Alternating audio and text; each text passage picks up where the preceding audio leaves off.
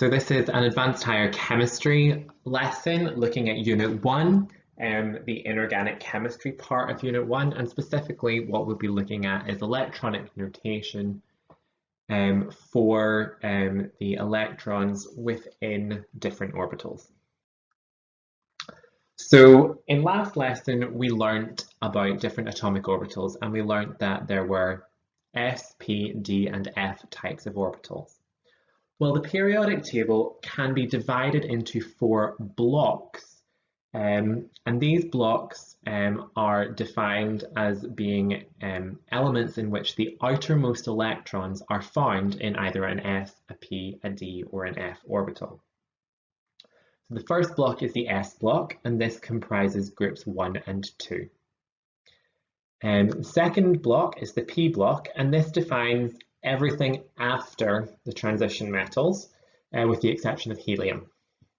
The D block is the transition metals, and the F block is that 2 rows which sit underneath the main periodic table is the F block. You'll notice that the S block is 2 elements wide. That's because only 2 electrons can fit inside an S orbital. The P block is 6 elements wide. That's because each P orbital can fit 2 electrons in it, and there are 3 P orbitals.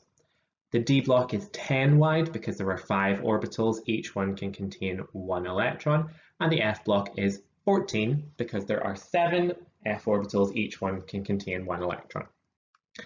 Now, as I said, each block can tell you where the outermost electrons are.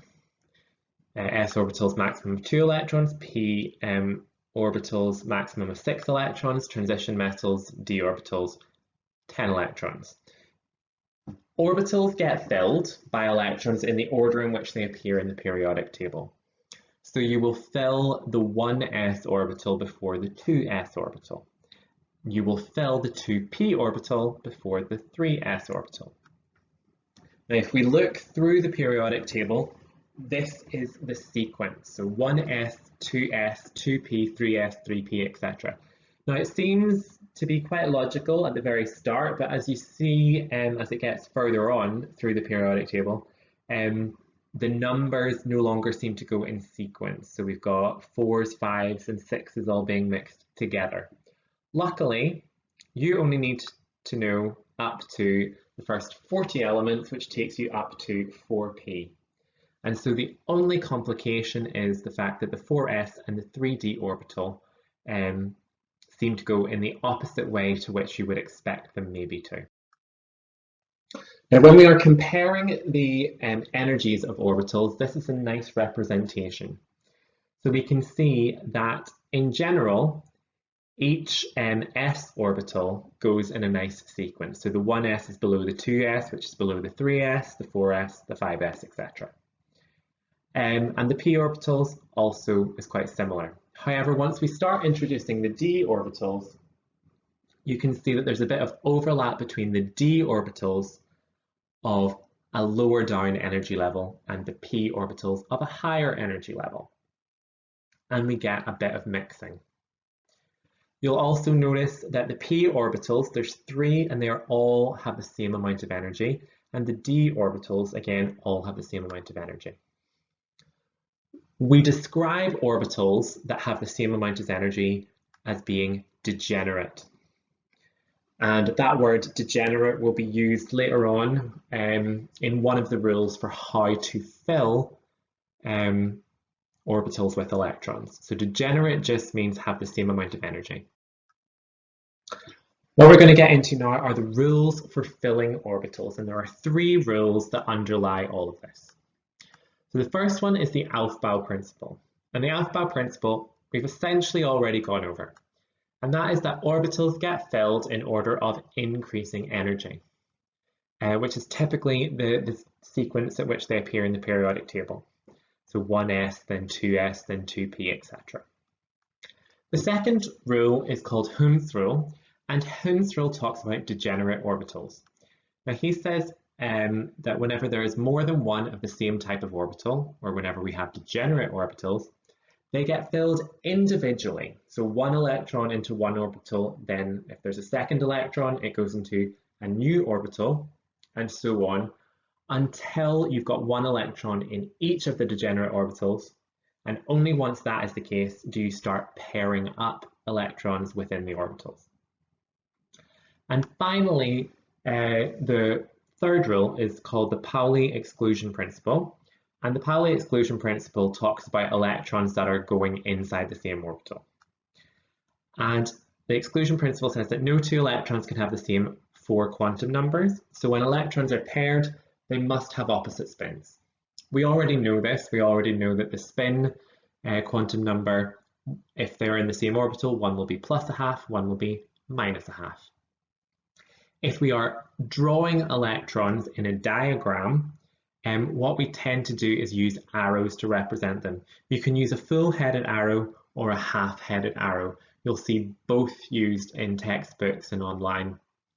And for this set of lectures, or this sort of lessons, we'll be using a full-headed arrow. For convention, when you're showing an electron going into an orbital, the first electron, we tend to draw as an arrow pointing upwards, and then when we pair an electron in the same orbital, we draw it pointing downwards. And these 3 rules form the basis of talking about where electrons go.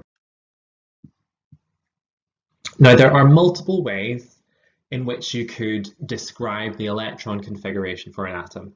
And by electron configuration, what we mean is where all the electrons are, not just the outermost electrons, where all the electrons are located within an atom. So the first way for advanced higher is called spectroscopic notation. This is a list of numbers and letters that correspond to the different orbitals, and you need to be able to do this for the first 36 elements.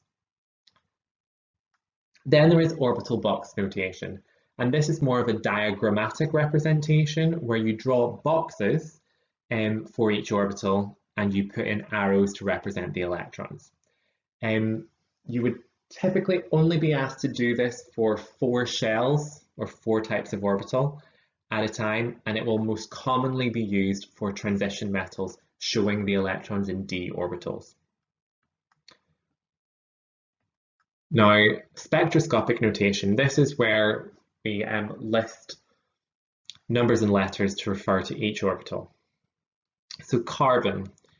Carbon has 6 electrons and is in the 2p block. So we need to write all the orbitals that will have been involved in the carbon, and that is 1s, 2s, and 2p. Then what we need to do is using superscript to define how many are in each orbital. So the 1s orbital is going to be filled and the 2s orbital is going to be filled. So we fill them with their maximum number of electrons. And then when we get to the block that the element sits in, we just count along that block how many elements it's in. For carbon, it's the second element in the 2p block. And so we write 2 for its number. So for carbon, it's 1s2, 2s2 because those are filled, and then 2p2. So you might want to try these ones, or if you're not sure, look at the answers and see if you can make sense of what was asked. So for phosphorus, it was 1s2, 2s2, 2p6, 3s2, 3p3. For zinc, which is probably the longest one, 1s2, 2s2, 2p6, 3s2, 3p3, 4s2, 3d10. Lithium, an easier one, 1s2, 2s1, and then fluorine, 1s2, 2s2, 2p5. So hopefully that's making sense. There are, however, 2 exceptions. And don't worry, these exceptions you'll look at again whenever we do transition metals, but the exceptions are chromium and copper, which are in the first row transition metals. Chromium is the 4th one in the first row transition metals, and copper is the 9th one in the first row transition metals. And the rules change slightly. And this is because the 4s and the 3d orbitals are very, very close in energy. And so having a completed or half-filled 3d shell is more energetically favorable than having a completely filled 4s orbital. And so what happens is if you can half fill or completely fill a 3d orbital, you do that even if it comes at the expense of taking an electron out of the 4s orbital. So for chromium and copper, what you would do is instead of for chromium being 4s2 3d4 at the end, it becomes 4s1 3d5. And for copper, instead of being 4s2 3d9, it becomes 4s1 3d10. Those are the only two exceptions to the rule. So unfortunately, you do just have to remember them in that way. Spectroscopic notation, you did see that for some of these, the list of numbers and letters gets quite long. Noble gas notation is a way to shorten spectroscopic notation. And when you're doing this, instead of writing out absolutely every orbital, you only talk about the electrons in the period that your element is in, but start your spectroscopic notation with square brackets around the noble gas from the period before. So potassium, instead of writing out all of that, it's the equivalent of argon plus 1 electron in the 4s orbital. Magnesium, instead of writing all of that, it is neon plus, 2 electrons in the 3s orbital, and so on. Orbital box notation. Now this is where you draw the orbitals as boxes and you put the electrons in as arrows. So you can see that the s orbitals are quite easy to distinguish. They're just a box on their own. When it comes to the p orbitals or the d orbitals, they tend to just be shown grouped a bit more closer together to show that they are degenerate and have the same energy. And remember the rules. You fill each orbital in order of increasing energy. Paired electrons must have opposite spins, that's the Pauli exclusion principle, and you fill degenerate orbitals singly or individually before pairing the electrons. That's Hund's rule. So looking at these two rules, we've got helium. Helium has 2 electrons. So if we draw out everything, if we've got 2 electrons, we could draw that or we could do that.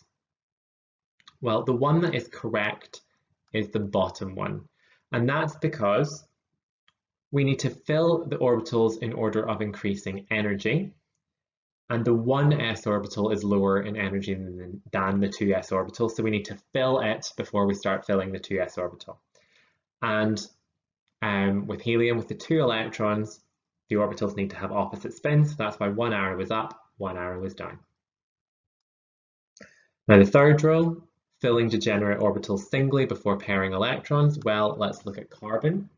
Carbon has 6 electrons, so we're always going to fill the first 4 electrons into the 1s and the 2s orbitals, but then we have a choice. We could do this, where we've got 2 different orbitals with 1 electron in them, or we've got 1 orbital where they're paired. The correct one is the top one, and that's because we fill degenerate orbitals, and remember p orbitals are degenerate with one another. They need to be filled singly before we do any pairing. So we've got some for you to try here. So you've got oxygen, sodium, beryllium, hydrogen, and fluorine. And if you want to pause the video and have a go at that, off you go. And hopefully this is everyone unpausing the video and looking for the answers. With oxygen, that is 1s2, 2s2, 2p4.